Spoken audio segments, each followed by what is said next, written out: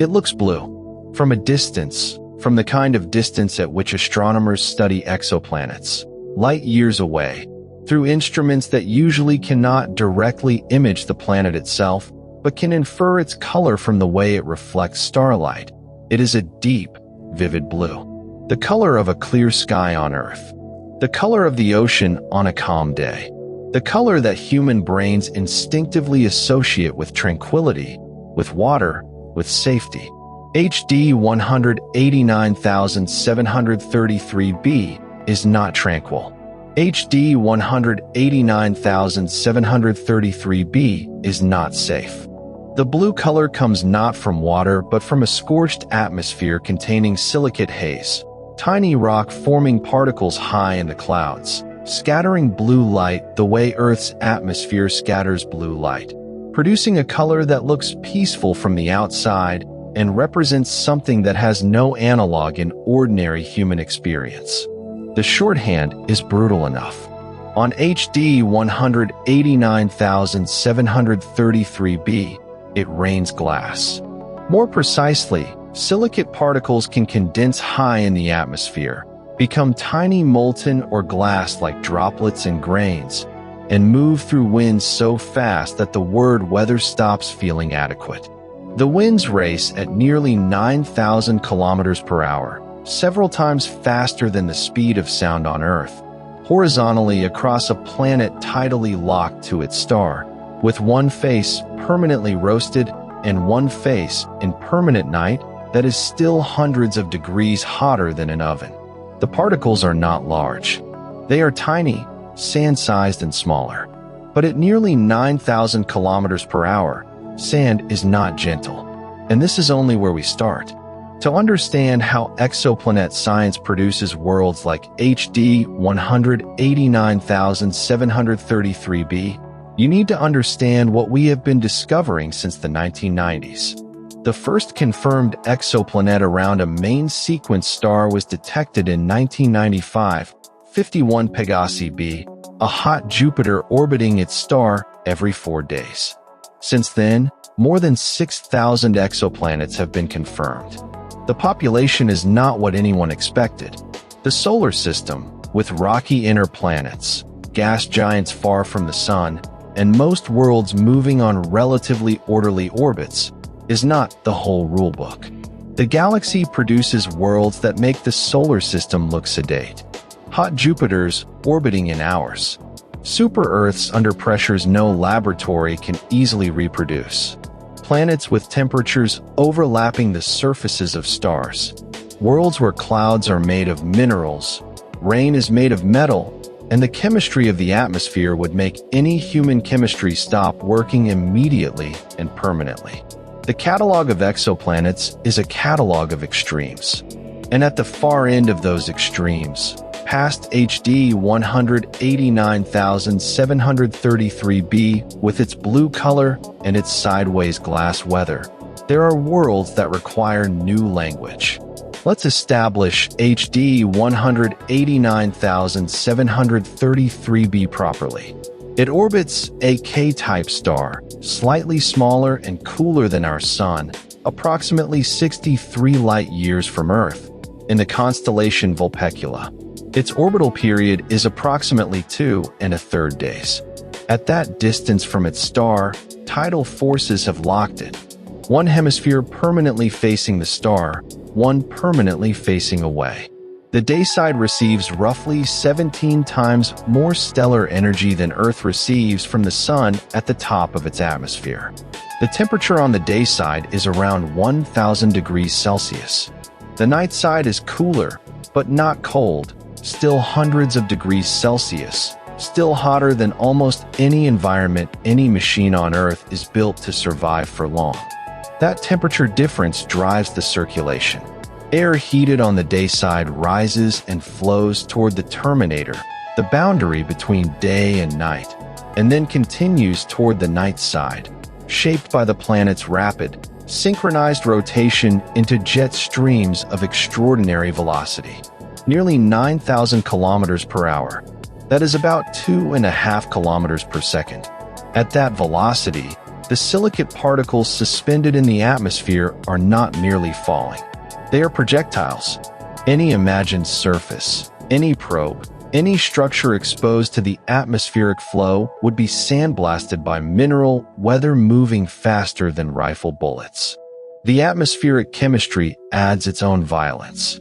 Observations have identified molecules such as water vapor, carbon monoxide, carbon dioxide, and hydrogen sulfide in the atmosphere of HD 189,733b.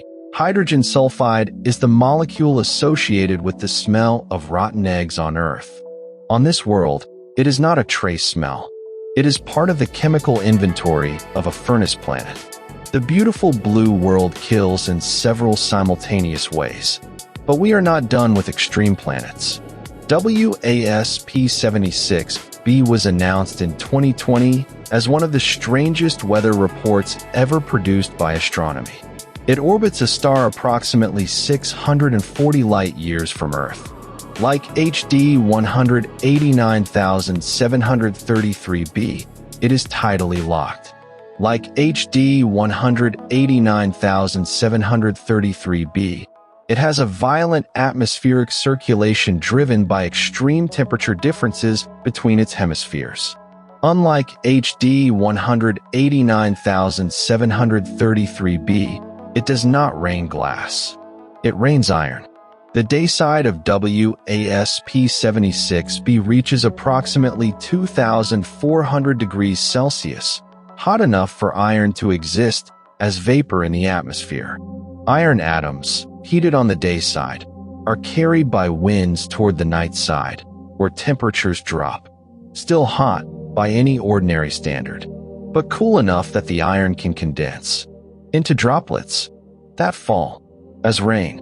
Observations with the espresso spectrograph at the Very Large Telescope detected iron vapor on the hot side of the planet and found the pattern expected if that iron disappears as it moves into cooler regions, condensing out of the atmosphere before it can be seen again on the morning side. There is no surface to speak of in any ordinary sense. WASP-76b is a gas giant, about 90 Earth masses. The iron rain falls through atmosphere into deeper atmosphere, into layers where pressure and temperature change again, where the rain may re-evaporate before reaching anything that could be called an interior. The bottom of the iron rain is not a ground. It is a zone where the rain becomes something else. Now let's talk about heat. KELT-9b is one of the hottest planets ever discovered. It orbits a star approximately 670 light-years from Earth, completing one orbit every roughly 1.5 days. Its dayside temperature is about 4,300 degrees Celsius. 4,300 degrees. The visible surface of our Sun is approximately 5,777 degrees Celsius. KELT-9b's dayside is not as hot as the Sun, but it is close enough that the comparison is no longer absurd. Hotter than many stars. At those temperatures, planetary chemistry stops resembling chemistry in any familiar sense. Molecules cannot survive on the dayside. They are torn apart into atoms. Some atoms lose electrons. Hydrogen molecules break apart in the heat and can recombine elsewhere, moving energy around the planet in a way that has no equivalent in normal weather on Earth. The atmosphere is being eroded.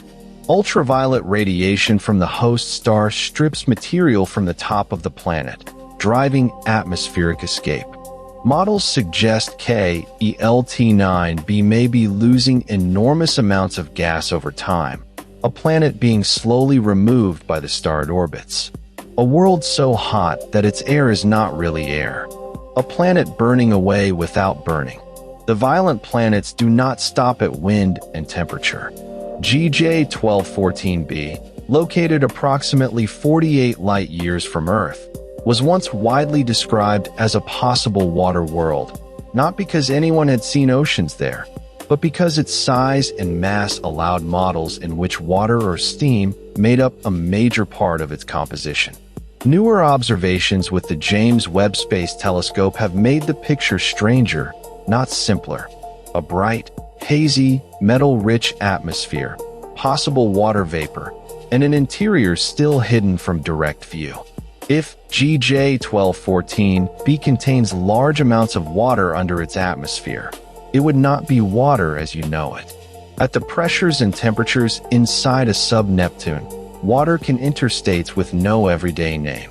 Supercritical water, high-pressure ice, possibly superionic phases, where oxygen atoms form a lattice and hydrogen ions move through it like a fluid.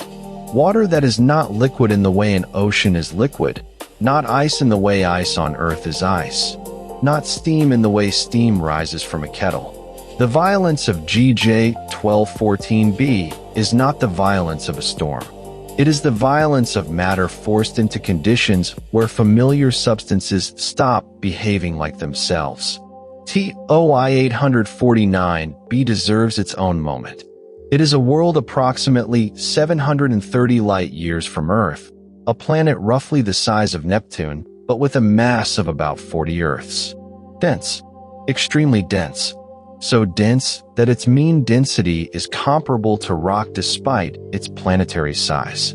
Current models suggest TOI-849b may be the exposed remnant core of a former gas giant.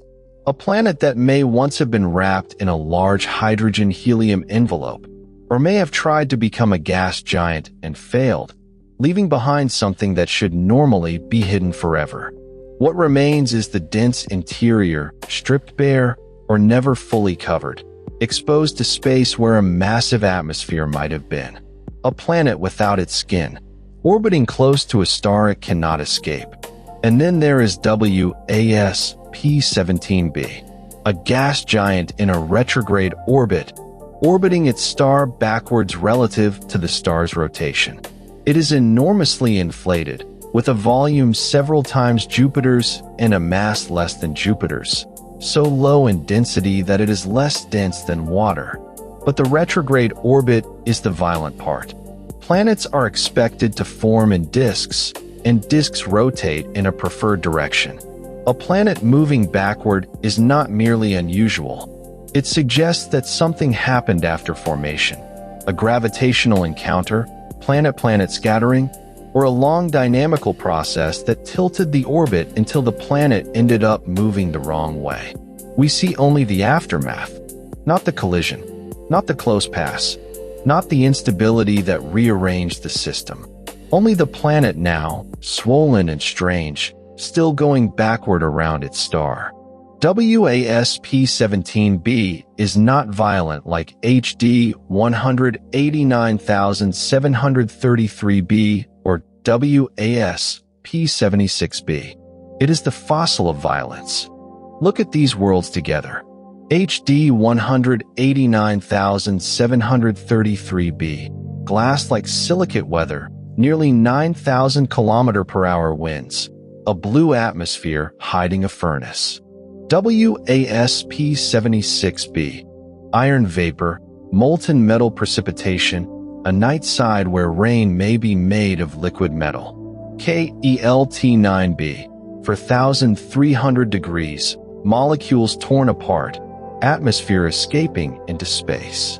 GJ-1214b, a hidden interior where water, if abundant, may exist in phases with no earthly equivalent.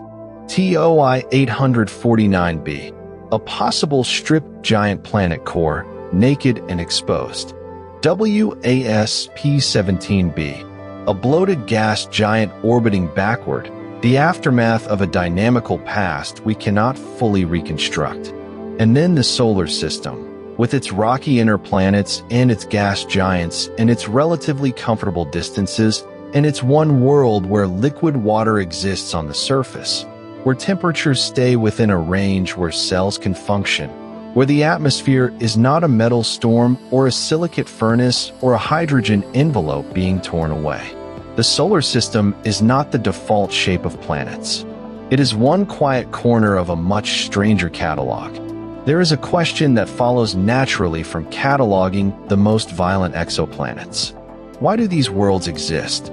The answer, the real answer, not the specific physical mechanisms, but the underlying reason, is that the universe does not optimize for habitability. It does not produce solar systems with the goal of generating conditions where carbon-based life can function. It produces solar systems according to the physics of protoplanetary disk formation and gravitational dynamics, and stellar evolution and orbital mechanics. And the results span an enormous range of outcomes. Hot Jupiters form farther out and migrate inward. Gas giants approach their stars and lose atmosphere. Rocky planets are bombarded into new bodies. Atmospheres are stripped by radiation or built up by volcanic outgassing or removed by giant impacts. Orbits are sculpted by gravitational interactions with other planets and companion stars. The violent worlds are not accidents. They are not deviations from some human idea of normal. They are what physics produces when initial conditions change. Earth is the quiet deviation. Earth is the small calm pocket in a violent catalog.